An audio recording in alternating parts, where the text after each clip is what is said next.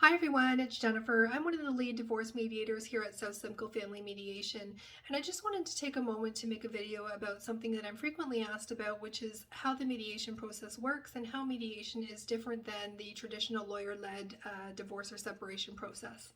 So with mediation, I act as a neutral third party to help couples resolve the issues of their separation. So I don't represent either side. I don't work for either side. I work for both parties to help them resolve the issues of their separation together. With mediation, usually the first step is when a couple is thinking about going through a separation or divorce, or they've made that decision that they want to separate or divorce, they would reach out to me to book a free consultation.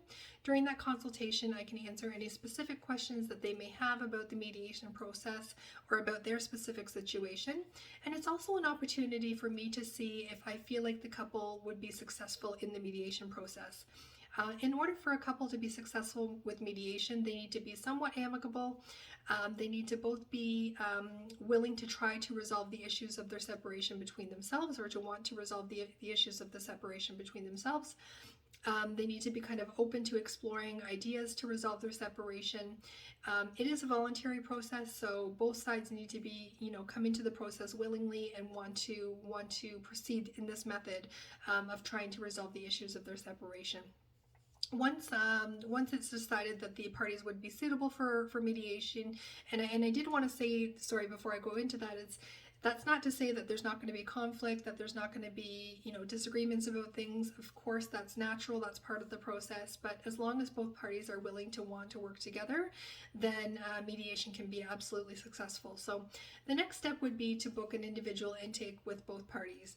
During that individual intake, then I would meet with the parties individually to hear from their perspective what they're hoping to achieve through mediation, what they see as the issues that they want to resolve during the mediation process, any concerns that they might have, any concerns that they might see happening during the mediation process. We go through all of that. We also do a financial disclosure interview. So I use an online financial disclosure platform. So I do a virtual financial disclosure interview with each parties. They would then get a secure key to go in and upload all of their financial disclosure.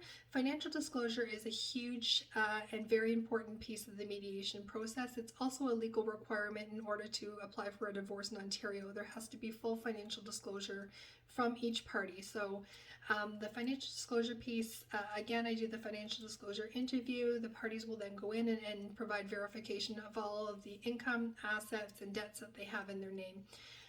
Once that piece has been done, the next part of the process is to move into the joint mediation sessions. Typically, it takes about 3 to 5 joint mediation sessions.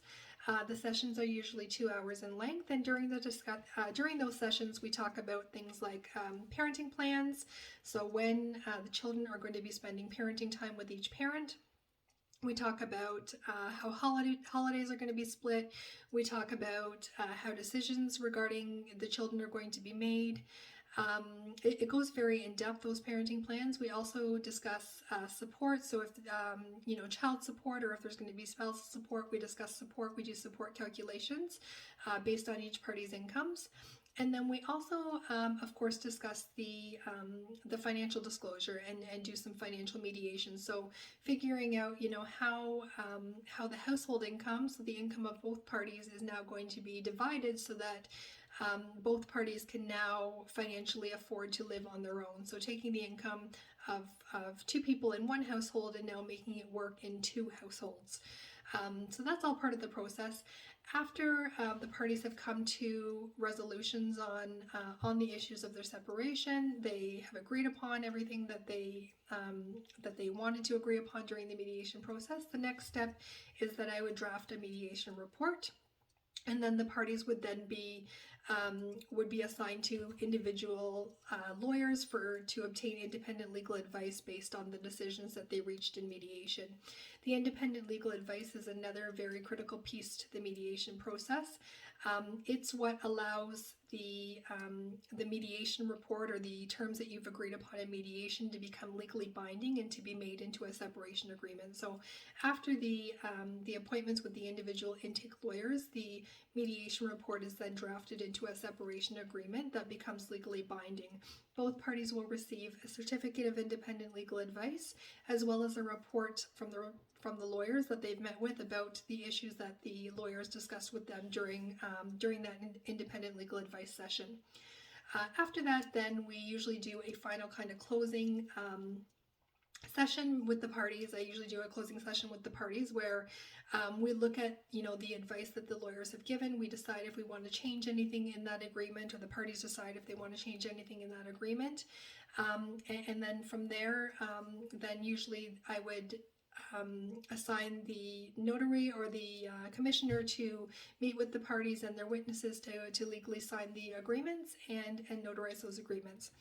After that, the next step would be to apply for the divorce. So usually the easiest way to apply for a divorce is to wait the 1 year from date of separation, and then I can assist the parties with their separation agreement that they've drafted using the mediation process to apply for a divorce. The entire process, I would say, takes about 3 to 4 months for the mediation process and then meeting with the lawyers. And then it's about, I would say 2 to 3 months from the day that we're able to file the divorce paperwork by the time that the courts give back a decision on whether or not the divorce has been approved. The difference between the mediation process that I've just described and then the traditional lawyer-led litigation process is usually when couples are using lawyers to go through their separation, whether deciding they're to use collaborative law, which is where they would each obtain their own individual lawyers, and then the lawyers would try to work together to resolve the issues of the separation based on what their clients are asking for. Is that again, each party then needs to retain their own lawyer. Lawyers are typically about $400 to $500 an hour on average. So mediation is typically about a quarter of the cost because the mediator, which is myself, those mediation sessions are my hourly rate is split between the parties. So if I meet with a party for 2 hours, that hourly rate is split between the parties because I'm acting for, I'm working with both parties at that time. So the cost of the mediation is split, whereas with the lawyers, each party would pay for their lawyer, and then their lawyers typically would be the ones kind of doing most of the negotiation regarding the terms of the separation agreement based on what their clients are instructing them to do. With mediation, really it's about the clients making those agreements. I do provide, legal information about kind of what the laws would say about certain things, because I know that when the parties meet with their lawyers, the lawyers are going to be giving them that same legal information. So I do have extensive training in family law, so I can provide some information. I can't provide any legal advice to them. That's what the lawyers are there to do, but I can provide legal information on kind of what the laws would say around certain decisions that the couples want to make, and as long as the couples are informed of those decisions, it's your agreement, so you can put into it, whatever you want within context of what the law would say. So hopefully that answers most of the questions that you might have. The other thing to note is there's separations that go through the family court. So sometimes when people separate, they get lawyers, each party retains a lawyer, and then they decide to go through the family courts. The family courts right now, because of the court closure, because of the COVID-19 pandemic, the courts are very backlogged. So it is taking a long time for cases to make their way through the family courts. It's about probably a year before clients are even getting their first appearance date from the time they file their court paperwork. So mediation, again, is a lot quicker of a process, and you never have to step foot in court. So that's the big kind of difference there.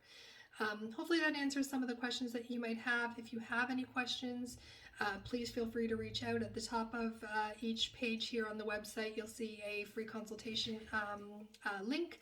Feel free to book an appointment with me to go over any questions that you might have. If there's anything I wasn't able to answer in this video, please feel free to reach out. So hopefully that helps, and I look forward to working with you and speaking with you soon. Thanks.